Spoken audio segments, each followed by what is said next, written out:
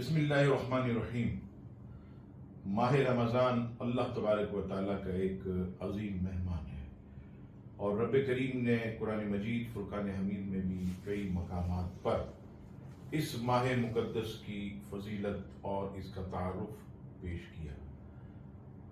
سورہ بقرہ کی آیت نمبر 185 پر رب کریم فرماتا ہے شہر رمضان الذی انزل فیہ القرآن، کہ ہم نے اس مہینے میں یعنی ماہ رمضان میں قرآن مجید فرقان حمید کو نازل کیا۔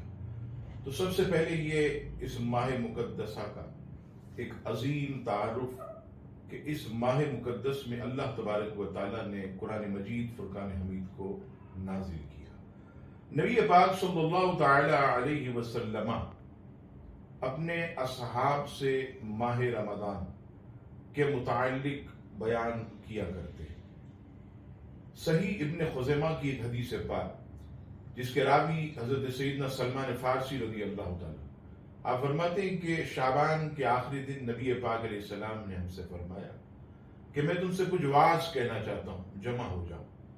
صحابہ کرام علیہم رضوان جمع ہو گئے۔ نبی پاک صلی اللہ تعالی علیہ وسلم فرماتے ہیں اے لوگوں، تم میں اللہ تبارک و تعالیٰ برکتوں اور رحمتوں والا مہینہ آنے والا ہے، اور جانتے ہو کہ اس کی فضیلت کیا ہے۔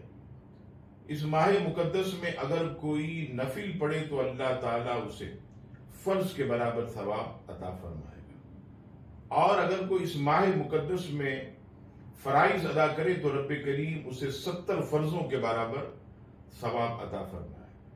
فرمایا کہ اس کے پہلے جو 10 دن ہیں یعنی پہلا عشرہ، فرمایا کہ اس میں اللہ تبارک و تعالیٰ اپنے بندوں پر خاص رحمتیں نازل فرماتا ہے۔ درمیانہ جو عشرہ ہے اس میں اللہ تعالیٰ اپنے بندوں کی بخشش و مغفرت فرماتا ہے۔ اور تیسرا جو عشرہ ہے فرمایا اتم من النار، کہ اس میں اللہ تعالیٰ اپنے بندوں کو جہنم سے آزاد فرماتا ہے۔ حدیث پاک تو صحیح ابن خزیمہ کی بہت طویل ہے، لیکن مختصر آخری کلمات جو آپ علیہ السلام نے فرمائے کہ میرے غلاموں اس ماہ مقدس کو پاؤ تو اس میں 4 چیزوں کی کثرت کرو۔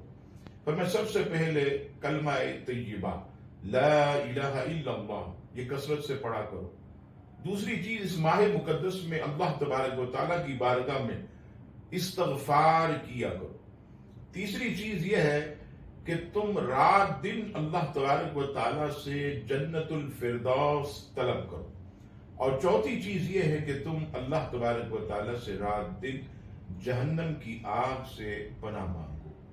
نبی پاک صلی اللہ تعالی علیہ وسلم ایک مقام پر یہ بھی فرماتے ہیں کہ جو الترغیب والترہیب کی حدیث پاک، فرمایا کہ ایسی نعمتیں اللہ تعالیٰ نے میری امت کو ماہ رمضان کی صورت میں عطا کی کہ جو گزشتہ کسی امت کو عطا نہ ہوئی۔ تو الحمدللہ ہم خوش نصیب ہیں کہ رب کریم نے ہمیں زندگی میں ایک مرتبہ پھر ماہ رمضان عطا کیا اور صحت کے ساتھ عطا کیا، تو ہمیں اس کی بھرپور قدر کرنی چاہیے۔ اس کا ہر لمحہ اللہ تعالیٰ کی یاد میں گزاریں، تلاوت قرآن میں گزاریں، اور فرائض اور واجبات کبھی بھی جو ہے وہ ترک نہ ہونے دیں۔